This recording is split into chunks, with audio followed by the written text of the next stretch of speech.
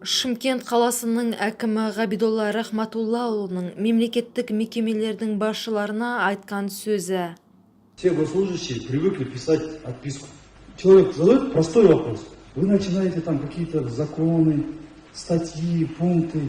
Просто срисовываете оттуда, вставляете вот так.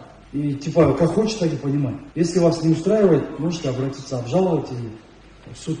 Вот так все ответы вы пишите. И не то, что простой житель, простой гражданин. Я иногда не могу понять эти ответы. Поэтому и недовольство людей. Я все ваши ответы знаю, вижу. Прекратите вот эту бюрократию.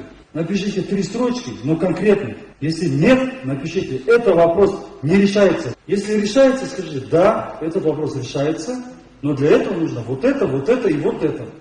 Егер де біз әр сұраққа анық жауап беретін болсақ, бізге ол адам екінші рет келмейді. Ол адамның өзінің жұмыстары көп. Ол еріккеннен жүрген жоқ бізге келіп. Сіздерге сұрақ келді ма, нақты жауап беріңіздер. Ал Түркістан қаласы шенеуніктерінің біздің редакция қозғаған жол мәселесіне қатысты берген жауаптары. Хабарым жоқ ма? Білмейді екен. Хабарым жоқ. Бұл дүниеде не жетім, санай берсең көп жетім. Ел жағалай қонбаса, бетегелі бел жетім. Ұлығы әділ болмаса, төресін түзу бермесе, болады байтақ ел жетім дегендей, елімізге, халқымызға дұрыс қызмет етіп, халыққа мойын бұрайық, құрметті шенеунік ағалар.